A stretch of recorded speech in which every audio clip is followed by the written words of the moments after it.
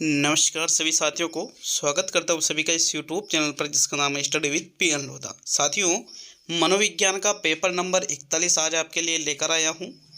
Psychology के पूरे 100 टेस्टों की ये सीरीज है। प्रत्येक टेस्ट में आपको 30 प्रश्न देखने को मिल रहे हैं। इस प्रकार कुल प्रश्नों की संख्या 3000 हो जाएगी, जो कि रीट पात्रता परीक्षा 2022, सेकंड ग्रेड शिक्षक भर्ती, थर्ड ग्रेड का जो मुख्य पेपर है उसके लिए, और साथ ही फर्स्ट ग्रेड की शिक्षक भर्ती के लिए भी बेहद ही उपयोगी है। यहाँ पर बहुत ही अच्छे प्रश्नों को हम देखने वाले हैं, तो एक एक प्रश्न को व्याख्यात्मक रूप से भी देखेंगे। और इसके पहले मैंने राजस्थान जीके की क्लास अपलोड कर दी है, तो अगर उसको नहीं देखा है, क्लास नंबर 7 अपलोड की है इतिहास व संस्कृति की, तो उसको जरूर देख लीजिएगा। चलिए पहला प्रश्न देखेंगे। आपके प्रश्न नंबर 1 है, भारतीय संविधान में कौन से संशोधन द्वारा शिक्षा का अधिकार सम्मिलित किया गया? 86वां संविधान संशोधन, 74वां संविधान संशोधन, 89वां संविधान संशोधन और 91वां संविधान संशोधन। तो देखो, संविधान संशोधित हुआ था जिसमें शिक्षा का अधिकार सम्मिलित किया गया था साथियों, वो संविधान संशोधन था 86वां संविधान संशोधन। विकल्प 1 आपके पहले प्रश्न में सही है। नेक्स्ट प्रश्न नंबर 2 पे आते हैं। मोस्ट इंपोर्टेंट क्वेश्चन है, पिछली रीट की जो भर्ती है उसमें भी ये प्रश्न पूछा गया था साथियों। नेक्स्ट प्रश्न नंबर 2 पे आते हैं। तो आपके दूसरा प्रश्न है, असंबंधित को छांटिए। जो असंबंधित है उसका आपको चुनाव करना है। पहला विकल्प है मनोविश्लेषण तर्कना, जीन पियाजे। दूसरा है नैतिक विकास की अवस्थाएं, कोहलबर्ग। तीसरा है राष्ट्रीय पाठ्यचर्या 2005, प्रोफेसर यशपाल। और चौथा है तलरूप का सिद्धांत, कर्ट लेविन। तो ये जो 4 चीज़ें हैं, इनमें से एक असंबंधित है और 3 युग्म कहीं ना कहीं एक दूसरे से संबंधित है साथियों। तलरूप का सिद्धांत या क्षेत्रीय सिद्धांत भी जिसको कहते हैं, वो कर्ट लेविन के द्वारा दिया गया। राष्ट्रीय पाठ्यचर्या रूपरेखा जो 2005 है, इसके अध्यक्ष प्रोफेसर यशपाल थे। नैतिक विकास की अवस्थाएं लॉरेंस कोहलबर्ग के द्वारा बताई गई, लेकिन मनोविश्लेषणात्मक तर्कना जीन पियाजे ने नहीं बताई है। ये गलत है। जीन पियाजे का संबंध संज्ञानात्मक विकास से है। किससे है? संज्ञानात्मक विकास से। तो विकल्प 1 आपके क्या हुआ? असंबंधित हुआ। तो आपके प्रथम जो विकल्प है प्रश्न नंबर 2 में, यही आपका सही आंसर होगा साथियों। नेक्स्ट प्रश्न नंबर 3 पे आते हैं। तो तीसरा प्रश्न देखेंगे। ADHD का अर्थ है वाचिक कठिनाई वाले बालक, श्रवण दुर्बलता वाले बालक, ध्यान विकार वाले बालक और दृष्टिहीनता वाले बालक। देखो, ADHD इस प्रकार ये एक अयोग्यता होती है साथियों, जो कि जिसमें क्या होता है, बालक अपना किसी भी चीज़ पर ध्यान केंद्रित नहीं कर पाता है। ठीक है, तो ध्यान विकार वाले जो बालक होते हैं वही ADHD के अंतर्गत सम्मिलित होते हैं। विकल्प 3 आपके तीसरे प्रश्न में सही है। इसमें श्रवण, वाचन या दृष्टिहीनता नहीं आती है। नेक्स्ट बढ़ेंगे प्रश्न नंबर 4 पर। तो चौथा प्रश्न देखते हैं। चौथा प्रश्न है, CCE की विशेषता नहीं है योगात्मक मूल्यांकन, पोर्टफोलियो फाइल, रचनात्मक मूल्यांकन और पाठ्य पुस्तक विधि। देखो, CCE मतलब सतत एवं व्यापक मूल्यांकन, कंटिन्यूअस एंड कॉम्प्रिहेंसिव इवेल्यूशन जिसको हम कहते हैं। इसमें योगात्मक मूल्यांकन भी होता है, रचनात्मक सेमेटिव फॉर्मेटिव इवोल्यूशन इसमें किया जाता है, पोर्टफोलियो फाइल भी इसमें बनाई जाती है, लेकिन पाठ्य पुस्तक विधि CCE की कहीं से कहीं तक कोई विशेषता में शामिल नहीं होती है। तो आपके चौथे प्रश्न में चौथा ही विकल्प सही है साथियों। नेक्स्ट आगे बढ़ेंगे प्रश्न संख्या 5 की ओर। चलिए 5वां प्रश्न देखते हैं। आपके प्रश्न नंबर 5 है, सिगमंड फ्रायड के अनुसार अचेतन मन की विशेषताओं को ज्ञात करने की सर्वाधिक उपयुक्त विधि कौन सी है? वैयक्तिक अध्ययन विधि, स्वप्न विश्लेषण विधि, समाज मिति तकनीक और साक्षात्कार विधि। देखो, सिगमंड फ्रायड ने एक सिद्धांत दिया था, मनोविश्लेषणात्मक सिद्धांत। मनोविश्लेषणात्मक सिद्धांत या फिर एक और सिद्धांत दिया था मनोलैंगिक विकास का सिद्धांत। ये 2 सिद्धांत इनके द्वारा दिए गए थे। इनमें से जो प्रथम सिद्धांत था मनोविश्लेषण वाला, इसमें इन्होंने मन के 3 प्रकार बताए हैं। एक तो चेतन मन, एक अचेतन मन और एक अर्धचेतन मन। इसमें अचेतन मन का भाग सबसे ज़्यादा मतलब 9/10 या फिर 90% जो हमारा मस्तिष्क है वो अचेतन मन वाला होता है। इसका यदि आपको अध्ययन करना है तो सबसे बेस्ट विधि कौन सी है? स्वप्न विश्लेषण विधि, क्योंकि स्वप्न का संबंध किससे होता है? अचेतन मन से होता है। अतः आपके यहाँ पर प्रश्न नंबर 5 में दूसरा विकल्प सही है। आपके साइकोलॉजी के अलावा हिंदी की और टीचिंग मेथड की टेस्ट सीरीज भी मैंने चला रखी है, जिसके भी 100 टेस्ट आपको करवाए जा रहे हैं। राजस्थान जीके की 100 क्लासें और 100 ही टेस्ट आपको अवेलेबल करवाए जाएंगे, जो कि पूर्णतः प्रमाणित पुस्तकें जो है एनसीईआरटी और आरबीएससी की उससे लिए जा रहे हैं साथियों। नेक्स्ट प्रश्न नंबर 6 पे आते हैं। तो आपके छठा प्रश्न, एक बालिका परीक्षा में मेहनत करती है, यह है संज्ञानात्मक योग्यता है, उच्च उपलब्धि अभिप्रेरणा है, माता पिता से प्रभावित है और उपरोक्त सभी। तो देखो, बालिका के द्वारा परीक्षा में की जा रही जो मेहनत है साथियों, इसमें आपको प्रश्न नंबर 6 में माता पिता से प्रभावित होना, संज्ञानात्मक योग्यता, उच्च उपलब्धि अभिप्रेरणा और उपरोक्त सभी। बहुत सारे अभ्यर्थी इसमें द वाला ऑप्शन लगाएंगे, लेकिन गलत है। आपका आंसर है उसमें उच्च उपलब्धि अभिप्रेरणा है, क्योंकि मेहनत तभी की जाती है साथियों जब यहाँ पर उपलब्धि का मतलब किसी भी चीज़ को अर्जित करने की योग्यता, यदि वो उच्च है तो निश्चित रूप से यहाँ पर आपका दूसरा ही विकल्प सही है। नेक्स्ट प्रश्न नंबर 7 पे आते हैं। देखो, अगर आपको इस प्रश्न में चौथा विकल्प लग रहा है तो आप कमेंट कर सकते हो, बाकी दूसरा विकल्प ही इसका सही आंसर है। तो चलिए प्रश्न नंबर 7 पे आते हैं। 7वां प्रश्न देख लेते हैं। आपके प्रश्न नंबर 7 है, निम्न में से कौन सा सिद्धांत परिणामों द्वारा सीखने से संबंधित है? क्रिया प्रसूत अनुबंधन का सिद्धांत, अंतर्दृष्टि अधिगम का सिद्धांत, शास्त्रीय अनुबंधन का सिद्धांत और संज्ञानात्मक द्वारा सीखना। परिणामों द्वारा सीखने से संबंधित जो सिद्धांत है उसके बारे में आपको प्रश्न नंबर 7 में बताना है। परिणाम, जो रिजल्ट हमारा आता है, यदि हम उसके द्वारा सीखते हैं साथियों, तो ऐसा होता है क्रिया प्रसूत अनुबंधन के सिद्धांत में, जहाँ पर हम क्रिया तो कर देते हैं, लेकिन यदि परिणाम हमें संतुष्टि नहीं दे तो हम दोबारा से उस क्रिया को नहीं दोहराते हैं। आपको यहाँ प्रथम विकल्प सही करना था, तो प्रथम विकल्प ही आपके प्रश्न नंबर 7 में सही है। क्रिया प्रसूत अनुबंधन का सिद्धांत किसके द्वारा दिया गया था? B.F. स्किनर के द्वारा ये सिद्धांत दिया गया था, जिसमें इन्होंने चूहों के ऊपर प्रयोग किया था। चलिए आगे बढ़ेंगे प्रश्न नंबर 8 पर। तो आपके 8वां प्रश्न, एक परीक्षण प्रतिभाशाली व मंदबुद्धि बालकों में अंतर नहीं कर पाता है, इसका तात्पर्य उसमें कमी है, वैधता की कमी है, वस्तुनिष्ठता की कमी है, विभेदकारिता की कमी है, या उसमें व्यापकता की कमी है। तो 8वें प्रश्न में सही आंसर बताइए, कौन सा विकल्प आपका इसमें सही रहेगा। एक बार आप प्रश्न को अच्छे से देख सकते हो और उसके बाद में ही अपने सही उत्तर का आपको चुनाव करना है साथियों। देखो, प्रश्न में डायरेक्टली पूछा जा रहा है कि प्रतिभाशाली व मंदबुद्धि बालकों में अंतर नहीं कर पा रहा है परीक्षण, मतलब वो परीक्षण क्या नहीं है? विभेदकारी परीक्षण नहीं है। क्योंकि विभेदकारी परीक्षण में क्या होता है साथियों, जो मंदबुद्धि बालक है, सामान्य बालक है, प्रतिभाशाली बालक है, इनमें आप अंतर कर सकते हो। तो विकल्प आपका मतलब तीसरा सही है। नेक्स्ट प्रश्न नंबर 9 पे आएंगे। तो आपके 9वां प्रश्न है, RT 2009 में शिक्षक के लिए प्रति सप्ताह न्यूनतम कार्य घंटों की संख्या कितनी है? 30 घंटे, 56 घंटे, 45 घंटे और 70 घंटे। प्रश्न संख्या 9 में कौन सा विकल्प आपका सही रहेगा? बताइए साथियों इसका सही आंसर। देखो, 9वें प्रश्न का जो सही उत्तर है, RT 2009 ये कहती है कि प्रत्येक शिक्षक को प्रति सप्ताह न्यूनतम 45 घंटे शिक्षण कार्य करना होगा, जिसमें उसके तैयारी के घंटे भी शामिल रहेंगे। तो थर्ड विकल्प आपके 9वें प्रश्न में सही है। नेक्स्ट आगे बढ़ेंगे प्रश्न नंबर 10 की ओर। 10वां प्रश्न देखते हैं। आपके प्रश्न नंबर 10 है, एक कक्षा 2 से विद्यालय छोड़े हुए बच्चे की आयु 13 वर्ष है, वह RT 2009 के अनुसार किस कक्षा में प्रवेश करेगा? कक्षा 3 में, कक्षा 5 में, कक्षा 6 में और कक्षा 7 में।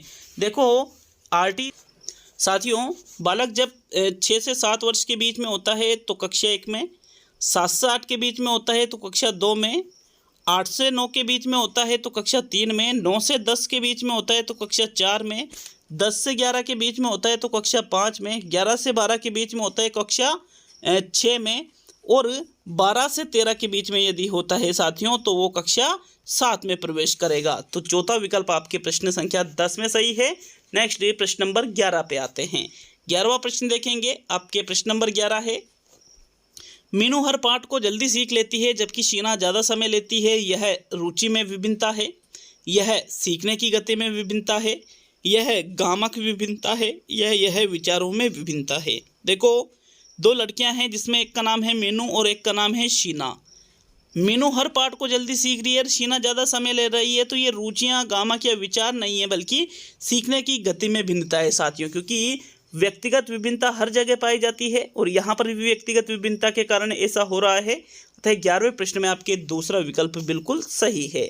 चलिए आगे बढ़ेंगे प्रश्न नंबर 12 की ओर। तो 12वां प्रश्न देखते हैं। आपके प्रश्न नंबर 12 है, इनमें से कौन सा कारक आनुवंशिकता से प्रभावित नहीं होता है। मोस्ट इंपोर्टेंट पेपर है ये। बहुत ही शानदार प्रश्नों की श्रृंखला आपको इस टेस्ट सीरीज में देखने को मिल रही होगी। ऐसे ही प्रश्न आपसे एग्जाम में पूछे जाते हैं साथियों। तो यहाँ पर देखो, बालक की ऊंचाई, आँखों का रंग, बालक की बुद्धि और कक्षा का वातावरण आनुवंशिकता से प्रभावित नहीं होता है। बालक की ऊंचाई भी आनुवंशिकता से प्रभावित होगी। जो आँखों का रंग होता है साथियों, ये भी आनुवंशिकता से प्रभावित होता है। जो बालक की बुद्धि है, ये भी आनुवंशिकता से कहीं ना कहीं प्रभावित होगी। लेकिन कक्षा का वातावरण तो वातावरणीय कारकों के अंतर्गत आ जाता है। तो चौथा विकल्प जो है, ये आनुवंशिकता से प्रभावित होने वाले कारकों में नहीं आएगा। 12वें में आपके चौथा विकल्प सही है। नेक्स्ट आगे बढ़ेंगे प्रश्न नंबर 13 की ओर। तो चलिए 13वां प्रश्न देखते हैं। आपके प्रश्न नंबर 13 बड़ा प्रश्न है। प्रश्न नंबर 13 को अच्छे से देखिएगा साथियों। सत्य है, पहला विकल्प है गिलफोर्ड ने 3 संवेग दिए, दूसरा है मैकडूगल ने 14 संवेग दिए, तीसरा है यहाँ पर समिता अनुबंध गुथरी के द्वारा बताया गया, चौथा है स्वप्रत्यय सिद्धांत कार्ल रोजर्स के द्वारा बताया गया। अब विकल्प देखिए, पहला विकल्प है 1, 2 व 3 सत्य है, दूसरा है 1, 2 सत्य है, तीसरा है केवल यहाँ पर केवल 1 सत्य है और चौथा है इनमें से सभी। तो साथियों यहाँ पर हम देखें तो गिलफोर्ड के द्वारा 3 ही संवेग बताए गए हैं, मैकडूगल ने 14 संवेग बताए हैं और प्रत्येक संवेग से एक मूल प्रत्यय का संबंध भी बताया है। समीपस्थ अनुबंधन गुथरी के द्वारा और स्वप्रत्यय सिद्धांत कार्ल रोजर्स के द्वारा दिया गया है। अर्थात यहाँ उपयुक्त सभी, चौथा विकल्प जो है 13वें प्रश्न में, यही आपका सही आंसर है। नेक्स्ट आगे बढ़ेंगे प्रश्न नंबर 15 यहाँ पर 14वां प्रश्न की ओर। तो 14वां प्रश्न देखेंगे। कौन सा लक्ष्य अंतर्मुखी व्यक्तित्व का नहीं है। आत्मकेंद्रित होता है, रूढ़िवादी होता है, सामाजिक होता है और दब्बू टाइप का होता है। तो देखो, अंतर्मुखी और बहिर्मुखी, ये वर्गीकरण किसके द्वारा किया गया है साथियों? कार्ल यूंग के द्वारा ये वर्गीकरण किया गया है। जो बालक अंतर्मुखी होता है वो आत्म केंद्रित होता है, दूसरों से ज़्यादा बातें करना पसंद नहीं करता है। रूढ़िवादी होता है, दब्बू होता है, लेकिन सामाजिक नहीं होता है, क्योंकि सामाजिक तो कौन सा होता है? बहिर्मुखी होता है। कौन होता है साथियों सामाजिक? बहिर्मुखी। विकल्प नंबर आपका जो 3 है सामाजिक वाला, यही आपके प्रश्न नंबर 14 में सही आंसर है। चलिए आगे बढ़ेंगे प्रश्न नंबर 15 की ओर। तो 15वां प्रश्न देख लेते हैं। आपके प्रश्न नंबर 15, समझना प्रश्न को। कुछ लोगों का कहना है कि जब बालकों को गुस्सा आता है तो खेलने के लिए चले जाते हैं, जब तक पहले से अच्छा महसूस नहीं करते हैं। उनके व्यवहार में निम्न में से कौन सा प्रतिरक्षण तंत्र परिलक्षित है? उदात्तीकरण, प्रक्षेपण, प्रतिक्रिया निर्माण और विस्थापन। प्रश्न जो पूछ रहा है, प्रश्न की लैंग्वेज को समझने की कोशिश करना साथियों। यहाँ पर प्रश्न संख्या 15 में कौन सा विकल्प आपको सही लग रहा है? बालकों को क्या आ रहा है? गुस्सा आ रहा है, तो वो कहाँ जा रहे हैं? खेलने के लिए। अपना गुस्सा मतलब वो खेल पर निकालने वाले, खेल में भड़ास सारी निकाल देंगे साथियों और वो अच्छा महसूस करेंगे। तो मतलब अपना गुस्सा खेल में निकाल दिया, मतलब यहाँ पर क्या कर दिया गया? विस्थापन कर दिया गया साथियों, जो छोटी स्तर की चीज़ें होती है उन पर। तो चौथा विकल्प आपके प्रश्न नंबर 15 में सही रहेगा। नेक्स्ट प्रश्न नंबर 16 पे आते हैं। प्रक्षेपण में तो क्या होता है?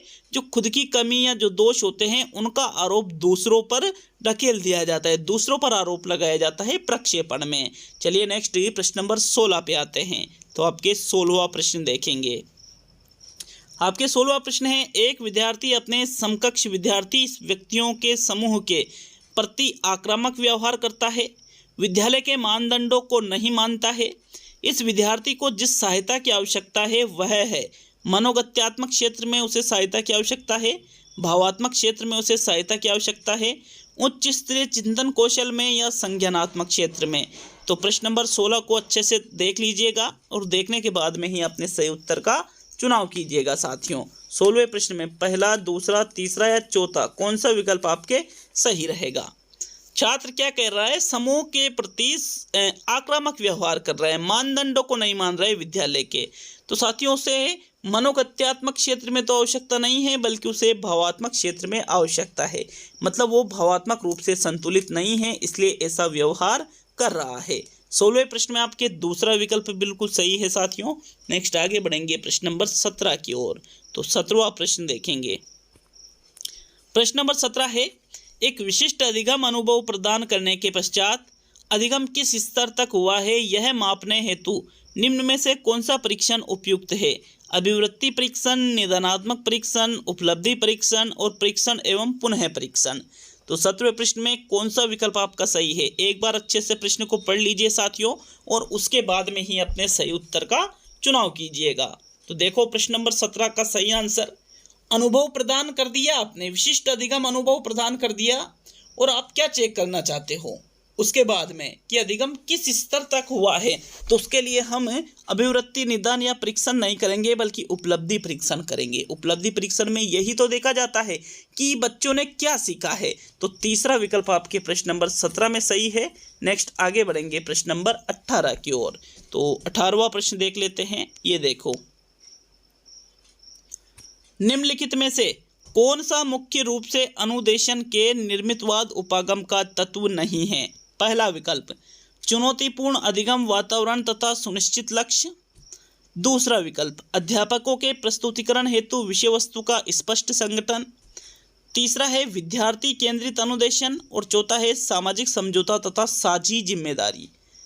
18वें प्रश्न को समझ करके उत्तर दीजिएगा साथियों, गलत होने के चांसेज इसमें बहुत ज़्यादा है। 18वें प्रश्न में राइट आंसर रहेगा, देखो, अनुदेशन के निर्मितवाद उपागम का तत्व नहीं है ऐसा पूछा जा रहा है। विद्यार्थी केंद्रित अनुदेशन यदि होगा तो छात्र सक्रिय रहेंगे और ज्ञान का निर्माण करेंगे। निर्मितवाद उपागम में ये तो होता है, तो ये तो है।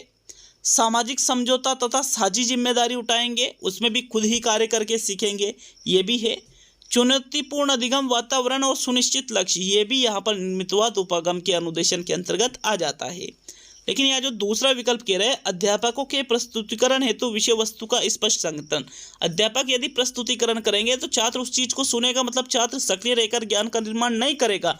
और निर्मितवाद में तो ऐसा किया जाता है, तो मतलब दूसरा विकल्प जो है यह निर्मितवाद उपागम के अनुदेशन के अंतर्गत नहीं आता है साथियों। 18वें में आपके दूसरा विकल्प सही है। नेक्स्ट प्रश्न नंबर 19 पे आते हैं। तो आपके 19वां प्रश्न देखेंगे। हर्बर्ट के द्वारा दिए गए पाठ योजना उपागम के चरणों का उपयुक्त तार्किक क्रम है। पहला क्रम है प्रस्तुतिकरण, तुलना, सामान्यकरण, अनुप्रयोग और प्रस्तावना।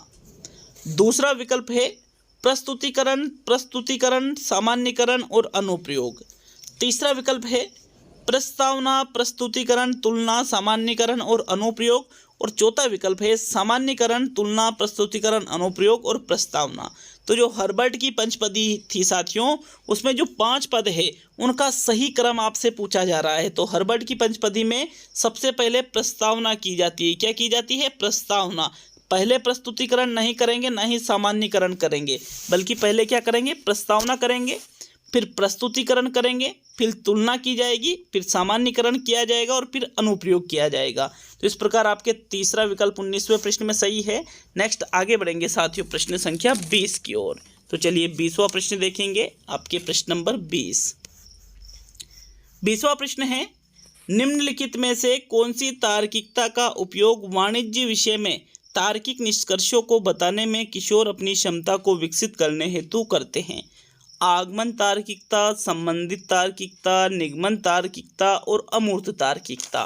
तो यहाँ पर वाणिज्य क्षेत्र मतलब यहाँ पर कॉमर्स वाली बात की जा रही है, अकाउंटेंसी वाली बात साथियों। इसमें जो तार्किक निष्कर्ष निकाले जाते हैं और अपनी क्षमता को विकसित किया जाता है, वो यहाँ पर कौन सी तर्कना होती है? 20वें प्रश्न में जो सही आंसर है वो होती है निगमनात्मक तर्कना, क्योंकि अमूर्त तार्किकता और संबंधित तार्किकता जैसी कोई चीज़ नहीं होती है। निगमन तार्किकता में पहले सूत्र बता दिए जाते हैं और उसके माध्यम से तर्क दिया जाता है साथियों। तो निगमन यहाँ पर भी जो वाणिज्य है इसमें भी पहले नियम या सूत्र बताए जाते हैं। तो आपके 20वें में यहाँ तीसरा विकल्प सही है। नेक्स्ट आगे बढ़ेंगे प्रश्न नंबर 21 की ओर। साथियों प्रश्न नंबर 21 है, निम्नलिखित में से किस मनोवैज्ञानिक को मौलिक व्यवहारवादी के रूप में वर्णित किया जाता है? पावलोव को, वाटसन को, बंडूरा को और स्किनर को। तो मौलिक व्यवहारवादी के रूप में जिसे वर्णित किया जाता है साथियों, उनका नाम है B.F. स्किनर, जिन्होंने क्रिया प्रसूत अनुबंधन का सिद्धांत दिया था। विकल्प आपके 4 सही है प्रश्न नंबर 21 में। नेक्स्ट आगे बढ़ेंगे प्रश्न संख्या 22 की ओर। चलिए 22वां प्रश्न देखते हैं। आपके प्रश्न नंबर 22 है, अच्छे से देखना 22वें प्रश्न को। कुसमायोजित व्यक्ति कहलाते हैं जो, विकल्प हैं आपके सामने, अधिकतर अनुचित ढंग से द्वंद्वात्मक स्थिति का सामना करते हैं, दूसरा है समाज विरोधी गतिविधियों में सहभागिता करते हैं, तीसरा है द्वंद्व को दूर करने में असमर्थ होते हैं, और चौथा है इनमें से सभी। तो देखो कुसमायोजित मतलब जो समायोजन नहीं कर पाते हैं साथियों, वो व्यक्ति क्या कहलाते हैं? कुसमायोजित। अब ये अनुचित ढंग से द्वंद्वात्मक स्थिति का सामना करते हैं। जब इनके सामने कोई द्वंद्वात्मक स्थिति है तो उचित नहीं अनुचित ढंग अपनाया जाता है। समाज विरोधी गतिविधियों में साथ देते हैं, द्वंद्व को दूर नहीं कर पाते हैं, मतलब उपरोक्त सभी वाला जो चौथा विकल्प है आपके प्रश्न नंबर 22 में, यही आपका सही आंसर होगा। नेक्स्ट प्रश्न नंबर 23 पे आते हैं। तो आपके 23वां प्रश्न, विद्यालय में पलायन करने वाले बालक के लिए उपयुक्त है कि जो बालक विद्यालय से भागते हैं, पलायन करते हैं, उन बालकों के लिए क्या उपयुक्त है? केस स्टडी विधि उपयुक्त है, प्रश्नावली विधि उपयुक्त है, सर्वेक्षण विधि उपयुक्त है, या प्रयोगात्मक विधि उपयुक्त है? तो जो बालक साथियों विद्यालय से पलायन करते हैं उनके लिए केस स्टडी विधि का प्रयोग किया जाना चाहिए, जिसको इतिहास गाथा विधि के नाम से भी जानते हैं, या इसको जीवन वृत्ति विधि भी आप इसको कह सकते हो। इसमें क्या होता है साथियों, उससे संबंधित जो भी लोग होते हैं उनसे ऐसा व्यवहार करने की वजह होती है, उस संबंध में जानकारियाँ प्राप्त की जाती है। तो यहाँ ओनली आपके फर्स्ट विकल्प ही सही है प्रश्न नंबर 23 में। नेक्स्ट आगे बढ़ेंगे प्रश्न नंबर 24 पर।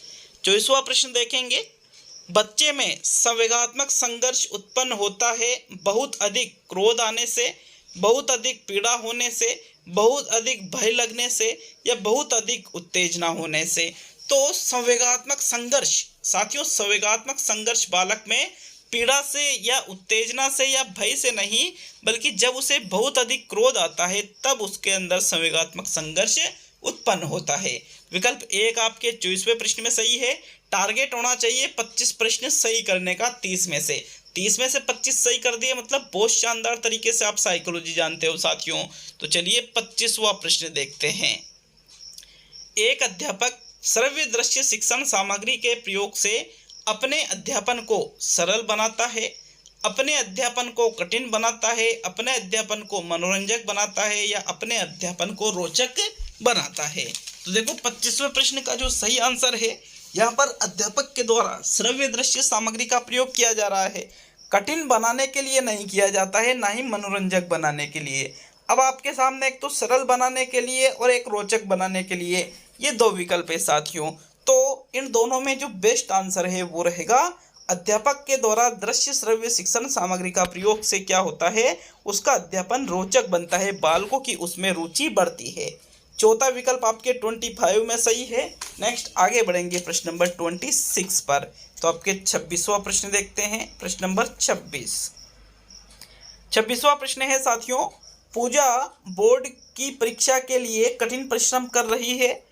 उसके पिता ने उसके अच्छे अंक आने पर मोटरसाइकिल देने का वादा किया। इसका अर्थ है आंतरिक अभिप्रेरणा, बाह्य अभिप्रेरणा, गणितीय अभिप्रेरणा और आंतरिक और बाह्य अभिप्रेरणा।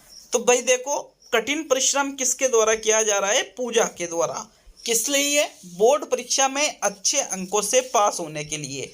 क्यों किया जा रहा है? क्योंकि उसके पिताजी ने कहा है कि वो इसको एक गाड़ी दिलाएंगे यदि वो अच्छे अंकों से पास हो जाएगी। तो मतलब वो यहाँ पर अच्छे अंक के लिए मेहनत तो कर रही है, लेकिन उसके सामने क्या चीज़ है कि भाई मुझे गाड़ी मिलेगी। तो यहाँ पर ये बाह्य कारक सामने आ रहा है, अतः ये बाह्य अभिप्रेरणा का उदाहरण है।